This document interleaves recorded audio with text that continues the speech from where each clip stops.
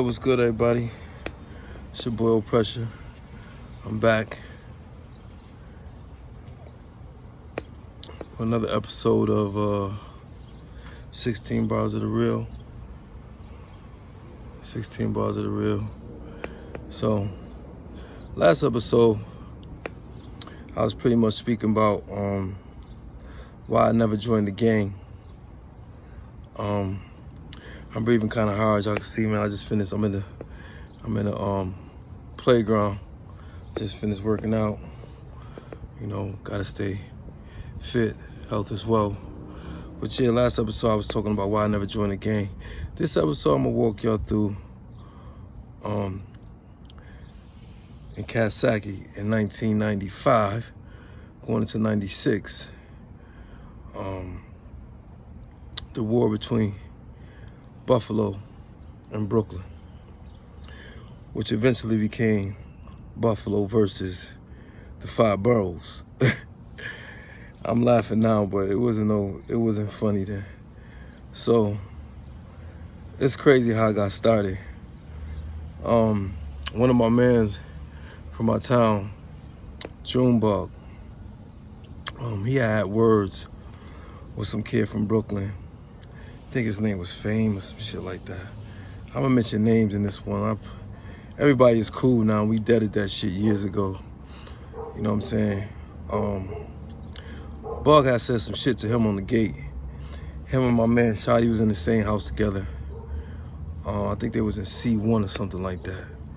And I was on the other side. I think I was in the mess hall dorm, so I was across from him. Well, not across from, like he could shot me out on a window. We used to do this thing called yee. We used to do that just to get each other attention and shit, right? So anyways, Bug and what's the name had words. And I think he cut Bug. Or he tried to cut him. Or Shotty thought he was trying to cut him. And Shotty knocked Fame out, right? So I think Bug ended up, Junebug's from Fruitvale too. Junebug ended up going to Key Block. Shotty ended up being in Key Block, right? So I think what happened, we went to the yard the next day. Me, Cool, from the Fruit Belt, my man Thamu from the Fruit Belt. We went to the yard the next day, and about, like, Shotty had told me on the gate, like, yo, and he couldn't really send me a message to that something had happened. So I already knew that to be on point. So when I went to the yard, me, Cool, and Thamu, I'm basically putting them on what happened. They know a little bit of it. You know, they was Muslim at the time, co-defendants or whatever. Both of them had a quarter at the time. Both of them out right now. I believe, I know Cool's, I don't know about that. I haven't heard from him in a while. But we go to the yard, and it's like about 10 to 12 dudes from Brooklyn just come surround us and talking to us. Now, we mad calm, you know what I mean? Ain't nobody scared. Nobody's scared, you know what I'm saying? And they, yo, I know what happened to my man, boom, boom, your man did this, your man did that. And I'm just like, yo, nobody know what happened. Like, we trying to find out what happened too. So we was basically just playing dumb. Like, we really ain't know what happened. And so they ain't do shit. You know, they left us alone, whatever. And so it was like, that probably was on a Friday. So I think they had Juma that day. Then it was on a Saturday, probably the next day. I don't remember the days. That shit was in 1995, 96. So I remember the exact day. But so we go to the yard the next. Everybody from Buffalo know that when we go to this yard, like, it's pretty much gonna be popping with these Brooklyn dudes. And the dudes that started the shit wasn't even locked up. Like, I don't even think dude Fame started the shit. It was another kid, another light-skinned kid, that we all went to the box for him running his mouth, and he ain't do shit. Everybody just, you know. So anyways, we go to the yard, mad Brooklyn dudes, and I think it was on a Saturday. So we was in the big yard, not the big yard, with the center yard. We was in the center yard. And shit basically popped off. Like, somebody swung on somebody. I know I swung on this dude Flip. I chased him, and everybody was just getting it. It was a lot of dudes from Buffalo that was Muslim that didn't, you know, partake in it. And then with some dudes that was Muslim from Buffalo, they got it in, man. Shout out to my man Ace, Damu, Cool. There's a few other dudes, you know what I'm saying? I don't remember everybody that basically popped off, but it was a lot of us. There's about 6, 7 of us from Buffalo. We was outnumbered, of course. Like, we still got it in. Like, it was a big thing in the yard. So all of us end up getting key block, right? All of us end up being key block. So it was just like, I was sick, man. I got sick. I forgot when they first key blocked us. Like, it was like dudes was like on some shit like, y'all scared to come out? Who's scared to come out? So every time it was yard, I'm going to the fucking yard. I was sick though. I was so sick I was eating fucking tea bags. Like, just eating them shits and drinking water. Drinking warm water, you know what I'm saying? You ain't no going to sick call, none of that shit. I know it's a war going on. So my man Bug tell me he go out to the shower. We on different sides and shit. And him and some other kid was getting it. I forgot the kid. And the kid ended up cutting him or whatever. So they moved us to long-term key block. Ended up moving me to long-term key block. It was a few of us. They tried to keep us separated or whatever. So every time we went out, every time them locks and gates locked out, like, you know, it was a possibility that you was gonna land in the shower, you was gonna land in the yard with somebody, and you was gonna have to get it. You gonna have to get it shaken. It was dudes that was from New York that wasn't siding with dudes from Brooklyn. Like, it's dudes from Queens that armed me. Like, niggas was giving me fucking they was taking the dustpans that was made out of the sheet metal and making bangers and shit for me. So I was strapped. I was good, you know what I'm saying? And shit had got so drastic, like police was taking the scores. They was letting us out intentionally in cells with it. And there was some dudes that was cool. It was like, nah, I landed in the cell. I landed in the cage with some dudes from Brooklyn. They pretty much trying to intimidate me and shit. But I'm not scared, man. Whatever happens gonna happen. I have my shit on me. And they telling dudes like, this dude named Shaw from Brownsville. Shout out to Shaw, man. He was cool as hell. He's like, yo, oh, man, I ain't thinking about oh, good. You know what I'm saying? Everybody else is just like, I'm just being quiet. Niggas talk to me, I talk to them. You know what I'm saying? This is just one time while I was in the cage. Then it got to whereas this shit went on for a minute. It got to whereas, like I said, police was taking score. So when I came back in from the cage that day, this CO, I forgot his name, razor face or some shit, like, got his face looked like it was glued on or something, like he got burnt. He was trying to talk to me, and they had made up a rule that you couldn't make us open our mouth. You know what I'm saying? You could talk to us, but you can't make us open our mouth. We want to put our fingers in our mouth, because they used to have you check your balls and shit and put your fingers in your mouth and all type of shit, try to violate you. So he was trying to talk to me, and the shit was buzzing. I was not opening my mouth. I'm like, and then one of the police, like, he's called him Bam Bam Bigelow. He's like, looked like a wrestler. He had tattoos. I guess he was a biker. He was like, listen, Pringle, they fight, man. They from Buffalo. You know what I'm saying? They good. He ain't got no razor. He ain't got nothing. So he ended up letting me go or whatever. Let me get in. Let me go back to my cell.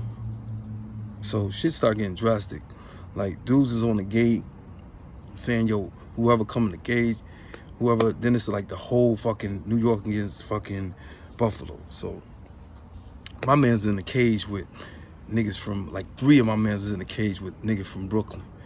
1 nigga. Then they put me in the cage with like 3 niggas from Brooklyn, like 2 niggas from New York. So I got in the cage. I ain't had my shit on me that day. And I knew I was gonna land in the cage, because out the window you could see the shit. You know what I'm saying? But so I went in the cage, and as soon as I got in the cage, I put my hand on the gate. Niggas swung on me, bam. Me and the niggas started getting it, bam, bam, bam, bam. But I don't know these niggas gonna jump me, so I wouldn't have never came off the cage. Like, I would have kept my back against the cage. I didn't know all these niggas were gonna move. So I came out, scrapping with the nigga. I ended up slipping, so I grabbed the nigga. So I'm holding this nigga. These niggas kicking me. But I wouldn't let this one nigga go. I grabbed him by the nuts, and I was gonna try to bite this nigga on the leg or bite him wherever I could bite the nigga. So I grabbed the nigga. They swinging on me. They swinging, kicking me. I will not go unconscious. I'm like, fuck that. These niggas ain't putting my, and niggas from the cage, Cool Damu, my man Ace is screaming, oh, get up. I can't get up. I'm like, fuck that, I ain't getting up. I'm gonna grab one nigga. So I grabbed a nigga by the ankle and I just bit that nigga and just started biting him mad hard. And they was like, yo, let him go, let him go, let him go. Let him go, he biting him. Let him go, he biting him.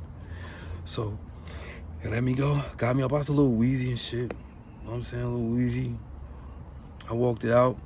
Went back to the cage. Now, a nigga that was starting all this shit didn't come out. Didn't come out. This nigga named Baby Light, I think his name was.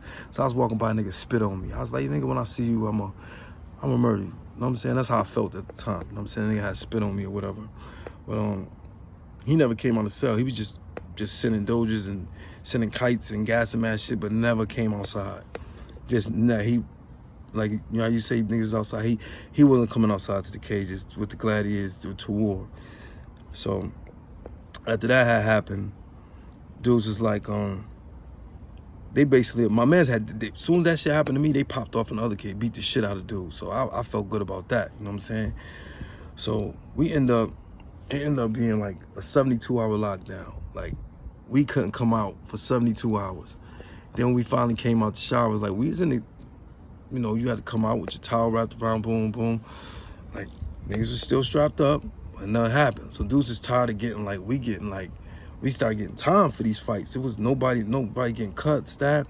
We getting time, like 6 months, 4 months. So when I went to my hearing, dudes are sending me messages like, yo, oh, you could dead this shit. You know what I'm saying? Boom, boom. So I wasn't going to the hearing to testify. When I went to the hearing, to my hearing, dudes called me to their hearing where they caught tickets from the fight with me and asked me, you know, basically asked me, did I know them? And I'm like, I don't know them. I don't know who jumped me. So when I went to my hearing, they gave me extra time. You get what I'm saying? For not, you know, basically ratting on them, saying that, because they knew I knew who they was, but I was like, nah, I don't know. I still don't know. You get what I'm saying? I didn't know who jumped me. Even though I didn't know. I didn't care. You know what I'm saying? I was just like, whatever. But we was already locked up for like the initial fight. I already had like 4 months, 6 months lost good time. Then I ended up getting 6 months lost good time and 6 months, 6 months in the box and 8 months recommended lost good time. Dudes, you know, they respected it. Like, they respected that. They, you know, we came back to our shit, to our gates, and he called me on the gate. He called me on the gate. He called me on the window like, yo, oh, you want to dead this shit? I'm like, fuck it, man. You know what I'm saying? Fuck it. I'm like on some, if it's gonna be beef, we'll see these niggas in the next jail. You know what I'm saying? Whatever we go. So most of us ended up, some of us stayed, some of us got packed up, went to Southport. I ended up getting packed up going to Southport.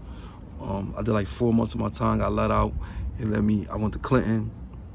And it was just dudes that was from Brooklyn there that didn't really partake in it and was just trying to like gas other niggas like, yeah, he from Buffalo. But nobody really never, you get what I'm saying? Like, they never really stepped to me behind that shit. Like, after that, I'm gonna be honest with you, like, dudes respected dudes from Buffalo. Like, even when I came home, I was recently in the town. You know what I'm saying? I'm not glorifying this shit, but you know, it's like Brooklyn always been the strongest borough, and if it was on some shit, if they could bully you, intimidate you, beat you, like that, you was gonna have an issue.